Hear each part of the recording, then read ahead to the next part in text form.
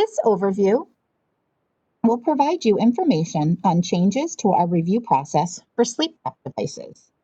Beginning November 20th, Harvard Pilgrim will be adopting InterQual criteria for commercial medical review of these devices. With this new policy, I'm also going to give you an overview on how you can submit authorization requests via HPHConnect, which is our secure online provider web portal.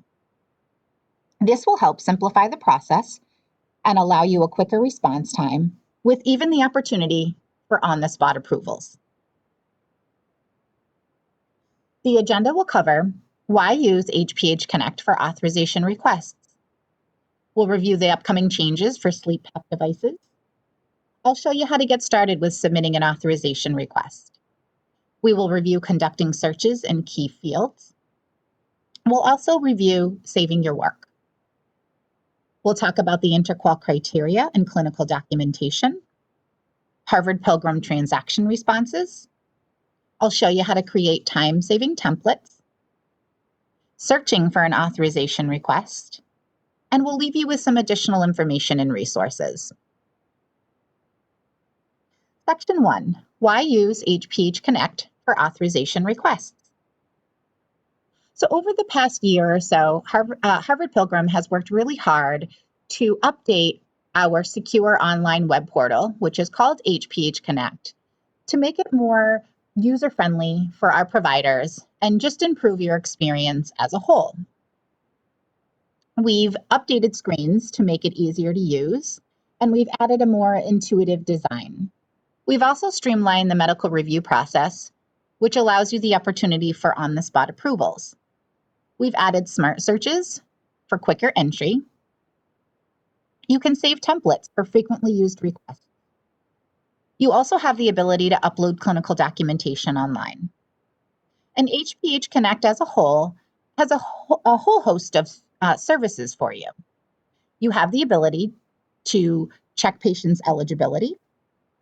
You also have the ability to submit claims. You can check the status of referrals, authorizations, and claims.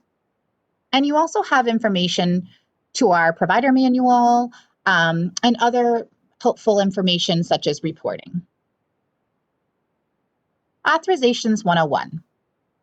So as I stated before, you do have the option to submit and search for authorizations within HPHConnect. You have the ability to access 2 years of tracked transaction history. This is for a requesting provider, servicing provider, and the patient's PCP. To sign on to HPHConnect, you would just need to go to harvardpilgrim.org/provider portal. If you do not currently have a username and password for HPHConnect, you can also go to that link to register for an account. If you are looking for specific authorization information or guidelines, we do have information on our provider manual, which you can get to either by going into HPHConnect or going to our public website, which is harvardpilgrim.org/providers. Section 2, Sleep PAP devices. So as I noted before, effective November 20th, Harvard Pilgrim will begin utilizing InterQual criteria for medical review of these devices. For CPAP devices, which is E0601, 2 authorization requests will be needed. One for the initial request, which is a 3-month rental period, and the second request for the final purchase of the device. For respiratory assist devices, E0470 or E0471, you may need to submit 2 authorization requests. The first request will be for the initial 12-month rental, and if you need to extend the usage for an additional 3 months, a second request will be needed. Harvard Pilgrim will be using InterQual criteria. When you are submitting your authorization request within HPHConnect, you will be prompted to answer a series of electronic questions within the authorization request. Once you answer those clinical questions, we will then determine if your request meets the InterQual criteria. There's no waiting. If your request does meet the criteria, you will receive an on-the-spot approval. We suggest that you review the clinical criteria before submitting your authorization request. We do have a medical policy on the Sleep PAP devices, and we also have the InterQual criteria, which includes the clinical questionnaire. We ask you to review these documents ahead of time so that you can collect the patient's information, any medical history or notes, or just understand what it is that you need to answer before submitting your authorization request. You can access the criteria by logging into HPHConnect. On the bottom left-hand side of the homepage, you will see a quick access section. To obtain the medical policy, you would just need to click the medical policy link. And if you're looking for the specific InterQual criteria, you can still obtain this by logging into HPHConnect. On our homepage, go to the same section on the bottom left-hand side under Quick Access, and you'll see a link for InterQual criteria. If you are not able to obtain the InterQual criteria, you can contact our Provider Service Center, and they can get that to you as well. If you're not able to access the medical policy in HPHConnect, say maybe you don't have a username or password yet to log on, you can also get to the medical policy on our public website, which is harvardpilgrim.org/provider. On the homepage, you would just need to click the prior authorization link, and then you would need to click the clinical/auth policies link. That will bring you to this screen where you would just need to search for positive airway pressure devices. You can either search by the name of the policy, or you can use the alpha characters in the middle of the screen here. Section 3, Getting Started, Submitting an Authorization Request. So first things first, you would need to log in with your username and password to HPHConnect. Once logged in, you would want to go to the Office Management tab and click on Authorizations and Notifications. This will bring you to our Authorizations start page.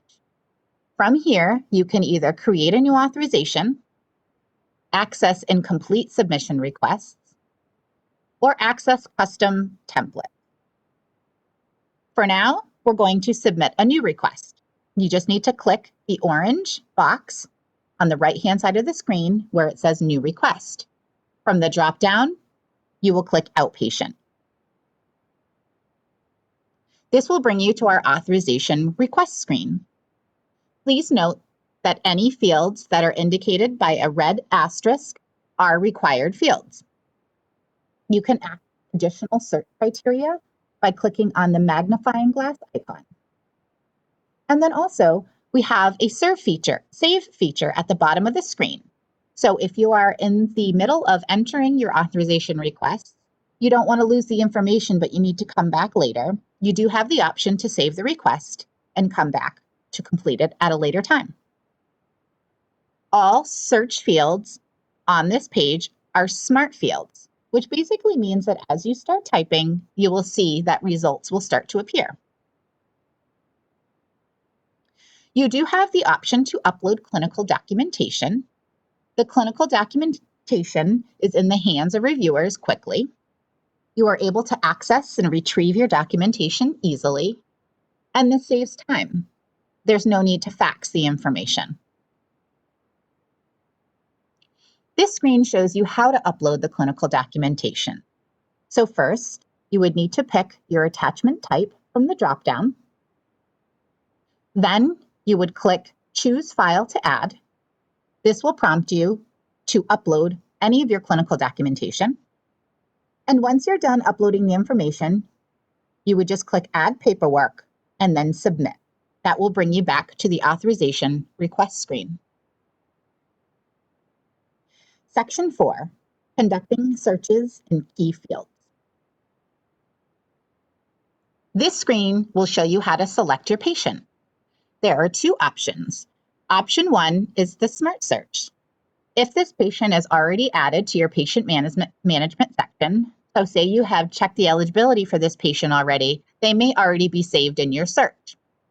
All you have to do is start typing their name or their ID number, and you will see that their information will start to appear. If nothing comes up, you would then need to go to option 2, which is the advanced search.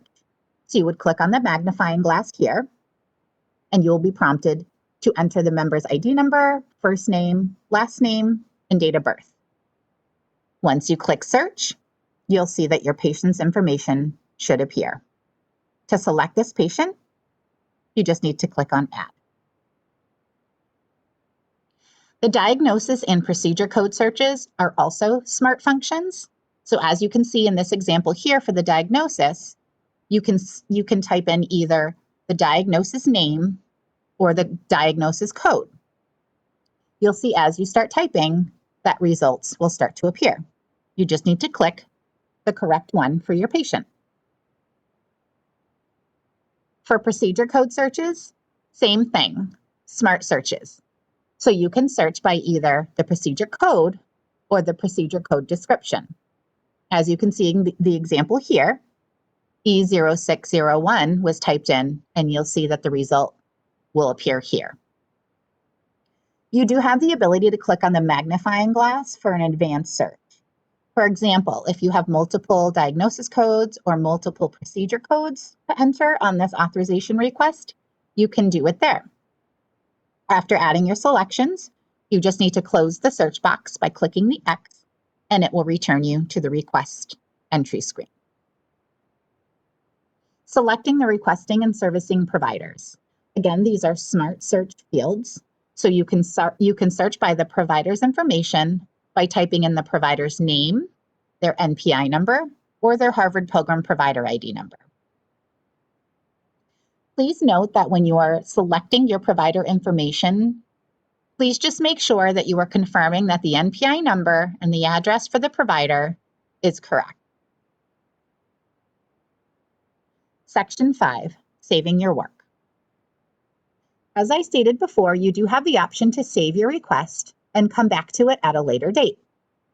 In order to do that, as you are on your auth request screen, all you need to do is scroll down to the bottom and click Save. Once you click Save, it will ask you to name your saved request. Once you name it, click Save, and you will get a confirmation that your request has been saved. Once you need to go back and finish this authorization request, it's very easy and quick to find. You just need to go to the authorization start page, and you will see a section under incomplete requests. You'll be able to find your saved request there. You just need to click the load button, and you can finish with your authorization request. So the first portion of the authorization request overview is complete. Now I'm going to go into a little more detail on what you can expect to see as far as the InterQual medical review electronic questionnaire within the authorization request. So section 6 will cover InterQual criteria and clinical documentation. Once you enter the first half of the authorization request, once you enter that procedure code, it will identify that this procedure code does require InterQual criteria review. To start that review, you would need to just click on Begin InterQual Review. The procedure code that you entered on the authorization request detail screen will pre-populate here. Click on Begin Medical Review, and you will then be prompted to answer the series of clinical questions.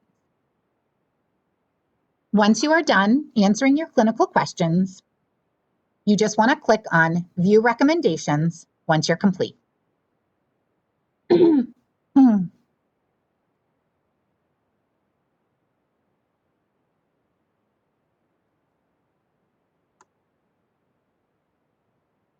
If at any point you need to go back and change any of the answers to the clinical questions, you just need to click on the previous screen, and this will bring you back to any of the previous questions. Once you are done answering the series of clinical questions, you want to just click Complete. This will give you A medical review response. Criteria met. Congratulations, your request has been received, and the patient has met the medical criteria, and you have received on-the-spot approval. Or you may get a response, clinical criteria not met. If you do receive a criteria not met, what you may need to do is upload clinical documentation within the authorization request so that Harvard Pilgrim can continue the review of this procedure. Once you are done with the InterQual review, it will prompt you that completing the medical review will lock it from any further edits. This just means that you won't be able to go back and change any of the answers to the clinical questions. If you are absolutely finished with the review, you would go ahead and click yes. You will then reach the screen, which will complete the entire request. So it will complete any information that you entered on the request screen. It will complete any of the clinical InterQual review that you've done. And by submitting, this entire request will be sent to Harvard Pilgrim to go through our sort of systems. So if you receive the clinical criteria met, you just want to submit and your request is saved and you will receive a response. If you received criteria not met, you may need to save the request, go back in and upload any clinical documentation, and then click submit. Section 7 will cover HPHConnect transaction responses. So once you've submitted a request to Harvard Pilgrim, you will receive one of these request responses: approved, pended, denied, rejected, or no plan action required. If your request is denied or rejected, you just need to go down to the additional remarks screen, and that will give you some additional information on maybe why the request was denied or rejected. If you receive a no plan action required response, that just means that authorization is not required and you don't need to do anything further. As you can see on the request detail screen, you will see the status of the request, you will see the patient's name and ID number, you will be assigned a request number. It will also show you the date you submitted the request, the diagnosis, and the provider information. The response screen will also show you any documents that you've attached. If you had to go through the InterQual questionnaire, it will have a PDF version of your responses to those questions. And it also will just show you any documents that you may need to submit to complete the request. Section 8, creating time-saving templates. You do have the opportunity to create templates for common submissions. So if you are an office, say for example, that requests CPAP devices quite frequently, you do have the option to go in and create a template for this common request. It will store the authorization submissions you use most. You can quickly retrieve them from the referral auth start page. You just need to update the request with just a few strokes and submit quickly and easily. So in order to create a template, what you would want to do is start a new request. You want to complete any of the required fields that you know will probably never change on the request. So the CPAP procedure code, maybe the diagnosis code, the provider's information. So you basically want to complete any of the fields that you know will probably never change. Then you click the Save button at the bottom of the screen. It will ask you to click here to save as a template. It will then prompt you to name your saved template. So for example, you can name it CPAP devices. Then you would click Save. This will save it as a template for you to go back and pull up your template. So say a couple of days later, you have a request for a CPAP device and you want to use your saved template. Very easy to do. All you need to do is go to the authorization start page you'll see towards the bottom of the page, there'll be a section that says Custom Templates. You just need to go there and you should see your CPAP custom template saved. All you need to do is just load that page, and then it will ask you to just submit any of the fields that you didn't previously pre-populate. So maybe the member's information, etc. Once you're done filling out all of those fields, you just need to submit the request. Section 9 will show you how to search for an authorization. There are 3 ways to search for an authorization. You can enter the request number if you have it, or you can do the advanced search, and you can also load a saved search. Once you're able to find your authorization request, you will see the status of the request, the patient's information, the effective dates, the request number, and the provider information. If you need to view additional details on this request, just click the View button.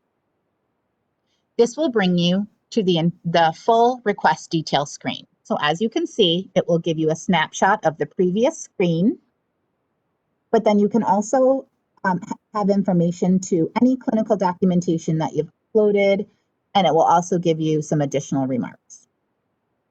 From this screen, you can print the screen, you can edit the request. So if for some reason you need to go in and upload clinical documentation for further review, you can edit and upload clinical at this time, or you can cancel the request.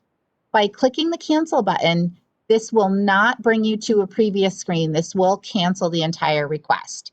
You will get a pop-up asking you if you do want to cancel the request. Saving common searches. So if you are an office that maybe wants to run a weekly report on any pending requests for your office, there's a way to save a common search so you don't have to go in each time and enter the information. So for example, if you're an office that wants to take a look at pending requests every week, you can create a common search. You just need to fill in your provider information here, add a date range, and click the status for just pending requests.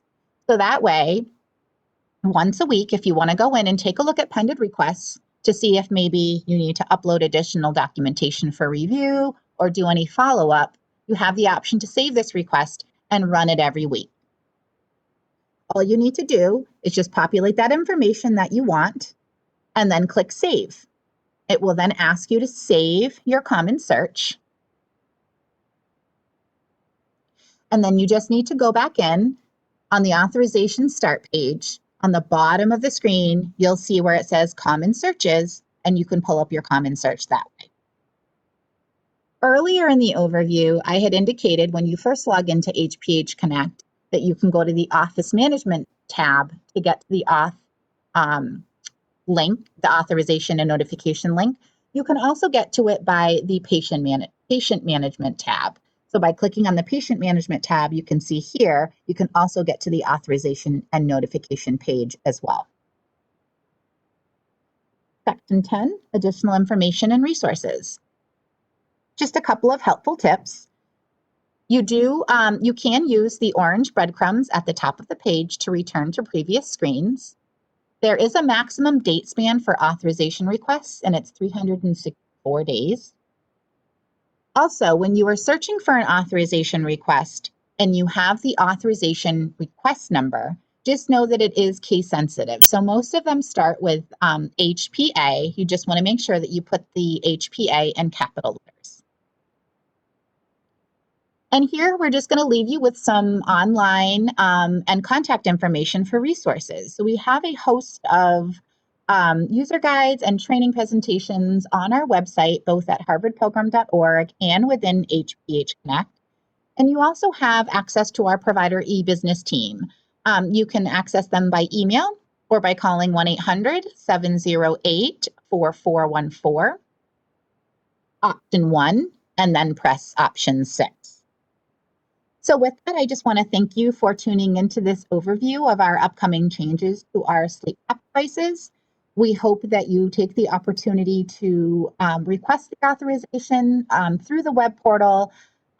We strongly believe that this will assist with your process and give you a quicker response time, as we stated before, with on-the-spot approvals. Again, if you currently do not use HPHConnect, please request a username and a password. And again, you can go to either our public website and click on the HPHConnect link to request access to HPHConnect. Thank you again, and have a great day.